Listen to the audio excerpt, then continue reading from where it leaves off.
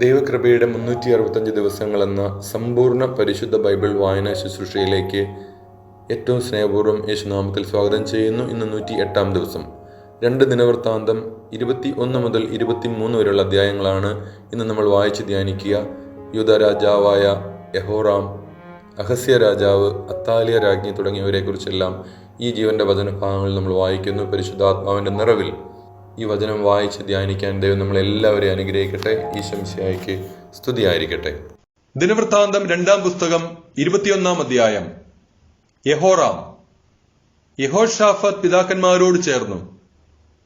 അവരോട് കൂടെ ദാവീദിന്റെ നഗരത്തിൽ സംസ്കരിക്കപ്പെട്ടു. മകൻ യഹോറാം രാജ്യഭാരമേറ്റു. യൂദാ രാജാവായിരുന്ന യഹോശാഫാത്തിന്റെ പുത്രന്മാരായ അവന്റെ സഹോദരന്മാർ അസറിയ, യഹിയേൽ, സഖറിയ, അസറിയ, മിഖായേൽ, ഷഫാത്തിയ. അവരുടെ പിതാവ് ധാരാളം പൊന്നും വെള്ളിയും അമൂല്യ വസ്തുക്കളും അവർക്ക് സമ്മാനമായി നൽകി. കൂടാതെ യൂദായിലെ സുരക്ഷിത നഗരങ്ങളും കൊടുത്തു. ആദ്യജാതനായിരുന്നതിനാൽ രാജസ്ഥാനം യഹോറാമിനാണ് ലഭിച്ചത്. യഹോറാം പിതാവിന്റെ സിംഹാസനത്തിൽ ഉപവിഷ്ടനായി ഭരണമേറ്റെടുത്തു. തന്റെ നില ഭദ്രമാക്കിയപ്പോൾ എല്ലാ സഹോദരന്മാരെയും ഇസ്രായേലിലെ ചില പ്രമാണികളെയും വാളിനിരയാക്കി. രാജാവാകുമ്പോൾ യഹോറാമിന് 32 വയസ്സായിരുന്നു. അവൻ 8 വർഷം ജെറുസലേമിൽ വാണു. ആഹാബിന്റെ മകളായിരുന്നു യഹോറാമിന്റെ ഭാര്യ. ആഹാബ് ഭവനത്തെ പോലെ അവനും ഇസ്രായേൽ രാജാക്കന്മാരുടെ മാർഗത്തിൽ ചരിച്ചു. അവൻ കർത്താവിന്റെ മുൻപിൽ തിന്മ പ്രവർത്തിച്ചു. എങ്കിലും ദാവീദുമായി ചെയ്ത ഉടമ്പടിയോർത്ത് അവന്റെ ഭവനത്തെ നശിപ്പിക്കാൻ കർത്താവിന് മനസ്സുവന്നില്ല. ദാവീദിന്റെ ഭവനത്തിൽ ദീപം അണഞ്ഞു പോവുകയില്ലെന്ന് അവിടുന്ന് വാഗ്ദാനം ചെയ്തിട്ടുണ്ടായിരുന്നല്ലോ. യഹോറാമിന്റെ കാലത്ത് ഏദോമ്യർ യൂദാ മേൽക്കോയ്മയ്ക്കെതിരെ മത്സരിച്ച് സ്വന്തമായി ഒരു രാജാവിനെ വാഴിച്ചു. യഹോറാമും സൈന്യാധിപന്മാരും രഥങ്ങളോടുകൂടെ അവർക്കെതിരെ ചെന്നു. തങ്ങളെ വളഞ്ഞ ഏദോമ്യരുടെ നിര അവർ രാത്രിയിൽ ഭേദിച്ചു. ഏദോമ്യർ ഇന്നും യൂദായുടെ ആധിപത്യത്തെ എതിർത്ത് കഴിയുന്നു. അക്കാലത്ത് ലിബ്നായും അവന്റെ ഭരണത്തെ എതിർത്തു. അവൻ തന്റെ പിതാക്കന്മാരുടെ ദൈവമായ കർത്താവിനെ ഉപേക്ഷിച്ചതുകൊണ്ടാണ് ഇങ്ങനെ സംഭവിച്ചത്. അവൻ യൂദാ മലമ്പ്രദേശത്ത് പൂജാഗിരികൾ നിർമ്മിച്ചു. അങ്ങനെ ജെറുസലേം നിവാസികളെ അവിശ്വസ്തതയിലേക്ക് നയിച്ചു, യൂദായെ വഴിതെറ്റിച്ചു.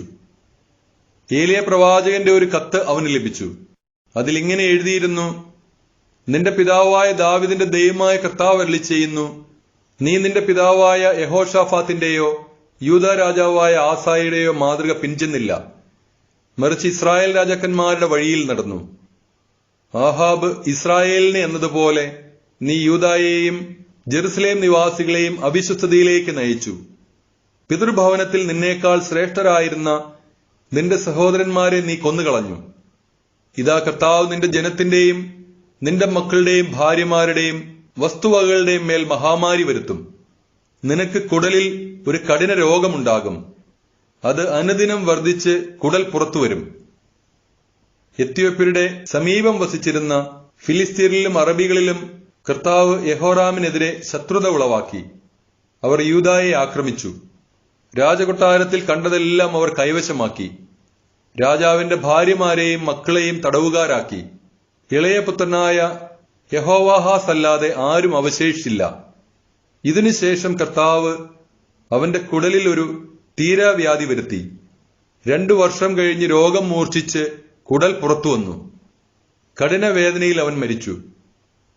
അവന്റെ പിതാക്കന്മാർക്ക് വേണ്ടി നടത്തിയതുപോലെ ജനം തീക്കൂന കൂട്ടി അവനെ ബഹുമാനിച്ചില്ല. ഭരണമേൽക്കുമ്പോൾ അവന് 32 വയസ്സായിരുന്നു. 8 വർഷം ജെറുസലേമിൽ വാണു. അവന്റെ വേർപാടിൽ ആരും ദുഃഖിച്ചില്ല. അവനെ ദാവീദിന്റെ നഗരത്തിലാണ് സംസ്കരിച്ചതെങ്കിലും രാജാക്കന്മാരുടെ കല്ലറയിലല്ല. ദിനവൃത്താന്തം 2-ാം പുസ്തകം 22-ാം അധ്യായം. അഹസിയ. അറബികളോട് കൂടെ വന്ന അക്രമീ സംഘം യഹോറാമിന്റെ മൂത്ത മക്കളെയെല്ലാം വധിച്ചതിനാൽ ജെറുസലേം നിവാസികൾ ഇളയ മകനായ അഹസിയായെ രാജാവായി വാഴിച്ചു. അങ്ങനെ യഹോറാമിന്റെ മകൻ അഹസിയ യൂദായിൽ ഭരണം നടത്തി.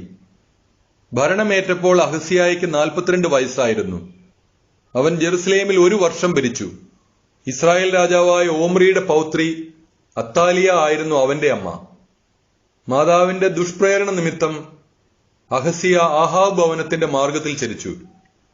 ആഹാബ് ഭവനത്തെ പോലെ കർത്താവിന്റെ മുമ്പിൽ അവൻ തിന്മ പ്രവർത്തിച്ചു. പിതാവിന്റെ മരണത്തിനു ശേഷം ആഹാബിന്റെ ഭവനത്തിൽപ്പെട്ടവരായിരുന്നു അവന്റെ ആലോചനക്കാർ. അത് അവന്റെ അധപതനത്തിന് കാരണമായി. അവരുടെ ഉപദേശമനുസരിച്ച് അവൻ ഇസ്രായേൽ രാജാവും ആഹാബിന്റെ മകനുമായ യോറാമിനോട് കൂടെ റാമോത്ത് ഗിലെയാദിൽ സിറിയ രാജാവായ ഹസായേലിനോട് യുദ്ധം ചെയ്യാൻ പോയി. സിറിയക്കാർ യോറാമിനെ മുറിവേൽപ്പിച്ചു. റാമായിൽ വെച്ച് സിറിയ രാജാവായ ഹസായേലുമായുള്ള യുദ്ധത്തിൽ ഏറ്റ മുറിവുകൾ ചികിത്സിക്കാൻ യോറാം ജസ്രലിലേക്ക് മടങ്ങി. യൂദ രാജാവായ യഹോറാമിന്റെ മകൻ അഹസിയ ആഹാബിന്റെ മകൻ യോറാം കിടപ്പായതിനാൽ അവനെ സന്ദർശിക്കാൻ ജസ്രലിലെത്തി. യോറാമിനെ സന്ദർശിക്കാൻ പോയത് അഹസ്യായുടെ പതനത്തിന് കാരണമാകണമെന്ന് കർത്താവ് നിശ്ചയിച്ചിരുന്നു. അവിടെ വെച്ച് നിംഷിയുടെ മകനും ആഹാബ് ഭവനത്തെ നശിപ്പിക്കാൻ കർത്താവ് അഭിഷേകം ചെയ്തവനുമായ യേഹുവിനെ നേരിടാൻ യോറാമിനോടൊത്ത് അവർ പോയി. ആഹാബ് ഭവനത്തിനെതിരെ ശിക്ഷാവിധി നടത്തുമ്പോൾ യേഹു യൂദാ പ്രഭുക്കന്മാരെയും അഹസ്യായുടെ ചാർച്ചക്കാരായ രാജസേവകന്മാരെയും കണ്ടുമുട്ടി. അവൻ അവരെ വധിച്ചു. സമരിയായിൽ ഓടിയൊളിച്ച അഹസ്യായെ അവർ തെരഞ്ഞുപിടിച്ച് യേഹുവിന്റെ മുൻപിൽ കൊണ്ടുവന്ന് വധിച്ചു. പൂർണ്ണ ഹൃദയത്തോടെ കർത്താവിനെ പിൻചെന്ന യഹോഷാഫാത്തിന്റെ പൗത്രനാണ് എന്നതിന്റെ പേരിൽ അവർ അവനെ സംസ്കരിച്ചു. രാജ്യം ഭരിക്കാൻ കഴിവുള്ള ആരും അഹസ്യ കുടുംബത്തിൽ അവശേഷിച്ചില്ല. അത്താലിയ രാജ്ഞി. പുത്രൻ മരിച്ചെന്നറിഞ്ഞപ്പോൾ അഹസ്യായുടെ മാതാവ് അത്താലിയ യൂദാ രാജകുടുംബത്തിൽപ്പെട്ട സകലരെയും വധിച്ചു. എന്നാൽ രാജകുമാരിയായ യഹോഷാബയാത്ത് കൊല്ലപ്പെടാൻ പോകുന്ന രാജകുമാരന്മാരുടെ ഇടയിൽ നിന്ന് അഹസ്യായുടെ മകൻ യോവാഷിനെ എടുത്ത് ആയയോടൊപ്പം ഒരു ശയനമുറിയിൽ ഒളിപ്പിച്ചു. യഹോറാം രാജാവിന്റെ മകളും അഹസ്യായുടെ സഹോദരിയും യഹോയാദാ പുരോഹിതന്റെ ഭാര്യയുമായ യഹോഷാബയാത്ത് യോവാഷിനെ ഒളിപ്പിച്ചതുകൊണ്ട് അത്താലിയായ്ക്ക് അവനെ വധിക്കാൻ കഴിഞ്ഞില്ല. 6 വർഷം അവൻ അവരോടുകൂടെ ദേവാലയത്തിൽ ഒളിവിൽ കഴിഞ്ഞു. ആ സമയം അത്താലിയ രാജ്യം ഭരിച്ചു. ദിനവൃത്താന്തം 2-ാം പുസ്തകം 23-ാം അധ്യായം. 7-ാം വർഷം യഹോയാദാ പുരോഹിതൻ ശതാധിപന്മാരായ ജെറോഹാമിന്റെ മകൻ അസറിയ, യഹോഹനാന്റെ മകൻ ഇസ്മായേൽ, ഓബദിന്റെ മകൻ അസറിയ, അദായയുടെ മകൻ മാസയ, സിക്രിയുടെ മകൻ എലിഷാഫാദ് എന്നിവരുമായി ധൈര്യപൂർവ്വം ഉടമ്പടി ചെയ്തു. അവർ യൂദായിലെങ്ങും സഞ്ചരിച്ച് നഗരങ്ങളിൽ നിന്ന് ലേവ്യരെയും ഇസ്രായേൽ കുടുംബത്തലവന്മാരെയും ജെറുസലേമിൽ വിളിച്ചുകൂട്ടി. സമൂഹം മുഴുവൻ ദേവാലയത്തിൽ വെച്ച് രാജാവുമായി ഒരു ഉടമ്പടി ചെയ്തു. യഹോയാദ അവരോട് പറഞ്ഞു, ഇതാ രാജപുത്രൻ, ദാവീദിന്റെ സന്തതിയെക്കുറിച്ച് കർത്താവ് അരുളി ചെയ്തിരിക്കുന്നത് പോലെ ഇവൻ രാജാവായി വാഴട്ടെ. നിങ്ങൾ ചെയ്യേണ്ടത് ഇതാണ്: സാപത്തിൽ തവണ മാറി വരുന്ന പുരോഹിതന്മാരിലും ലേവ്യരിലും 1/3 ഭാഗം ദേവാലയ വാതിൽക്കൽ കാവൽ നിൽക്കണം. 1 ഭാഗം രാജകൊട്ടാരം കാക്കണം. 3-ാമത്തെ ഭാഗം അടിസ്ഥാന കവാടത്തിൽ നിലയുറപ്പിക്കണം. ജനം ദേവാലയ അങ്കണത്തിൽ നിൽക്കട്ടെ. പുരോഹിതന്മാരും ശുശ്രൂഷ നടത്തുന്ന ലേവ്യരും ഒഴികെ ആരും കർത്താവിന്റെ ആലയത്തിൽ പ്രവേശിക്കരുത്. അവർ ശുദ്ധിയുള്ളവരായതിനാൽ അവർക്ക് പ്രവേശിക്കാം. എന്നാൽ ജനം കർത്താവിന്റെ നിബന്ധനകൾ അനുസരിച്ച് പുറത്തു തന്നെ നിൽക്കണം. ലേവ്യർ ആയുധമേന്തി രാജാവിന് ചുറ്റും നിലകൊള്ളണം. അകത്ത് ആരെങ്കിലും കടന്നാൽ അവനെ കൊല്ലണം. അവർ സദാ രാജാവിനോടൊപ്പം ഉണ്ടായിരിക്കണം. ലേവ്യരും യൂദാ നിവാസികളും യഹോയാദായുടെ നിർദ്ദേശമനുസരിച്ച് പ്രവർത്തിച്ചു. സാപത്തിൽ ശുശ്രൂഷയുടെ തവണ കഴിഞ്ഞവരും തവണ തുടങ്ങുന്നവരുമായ എല്ലാവരെയും അവർ കൊണ്ടുവന്നു. കാരണം യഹോയാദാ പുരോഹിതൻ ആരെയും വിട്ടയച്ചില്ല. ദേവാലയത്തിൽ സൂക്ഷിച്ചിരുന്ന ദാവീദ് രാജാവിന്റെ കുന്തങ്ങളും ചെറുതും വലുതുമായ പരിചകളും എടുത്ത് യഹോയാദാ നായകന്മാരെ ഏൽപ്പിച്ചു. തെക്കേ അറ്റം മുതൽ വടക്കേ അറ്റം വരെ ബലിപീഠത്തിനും ആലയത്തിനു ചുറ്റും ജനങ്ങളെ ആയുധസജ്ജരാക്കി കാവൽ നിർത്തി. അനന്തരം അവൻ രാജകുമാരനെ പുറത്തു കൊണ്ടുവന്ന് കിരീടം ധരിപ്പിച്ചു. അധികാരപത്രവും നൽകി. അവർ അവനെ രാജാവായി പ്രഖ്യാപിച്ചു. യഹോയാദായും പുത്രന്മാരും ചേർന്ന് അവനെ അഭിഷേകം ചെയ്തു. രാജാവ് നീണാൾ വാഴട്ടെ എന്നവർ ആർത്തു വിളിച്ചു. ജനം ഓടിക്കൂടി രാജാവിനെ സ്തുതിക്കുന്നതിന്റെ ആരവം കേട്ട് അത്താലിയ കർത്താവിന്റെ ആലയത്തിൽ അവരുടെ അടുത്തേക്ക് ചെന്നു.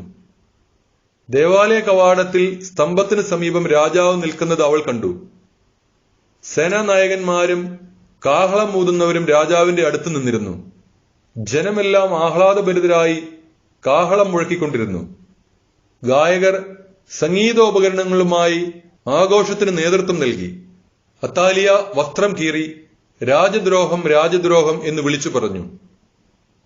യഹോയാദ പുരോഹിതൻ സേനാധിപന്മാരെ വിളിച്ചു പറഞ്ഞു, ഇവളെ സൈന്യനിരകളുടെ ഇടയിലൂടെ പുറത്തു കൊണ്ടുവരുവിൻ. ആരെങ്കിലും അവളെ അനുഗമിച്ചാൽ അവനെ വാൾനിരയാക്കുവിൻ. അവൻ തുടർന്നു, അവളെ കർത്താവിന്റെ ആലയത്തിൽ വെച്ച് കൊല്ലരുത്. അവർ അവളെ പിടിച്ച് കൊട്ടാരത്തിന്റെ അശ്വകവാടത്തങ്ങൾ കൊണ്ടുവന്ന് വധിച്ചു. തങ്ങൾ കർത്താവിന്റെ ജനമായിരിക്കുമെന്ന് യഹോയാദായും ജനവും രാജാവും ഉടമ്പടി ചെയ്തു. ജനമെല്ലാം കൂടി ബാലിന്റെ ആലയത്തിൽ കടന്ന് അത് തകർത്തു. അവന്റെ ബലിപീഠങ്ങളും വിഗ്രഹങ്ങളും തച്ചുടച്ചു. ബാലിന്റെ പുരോഹിതനായ മത്താനെ ബലിപീഠത്തിന് മുൻപിൽ വെച്ച് വധിച്ചു. യഹോയാദ പുരോഹിതന്മാരുടെയും ലേവ്യരുടെയും മേൽനോട്ടത്തിൽ കർത്താവിന്റെ ആലയത്തിന് കാവൽക്കാരെ ഏർപ്പെടുത്തി.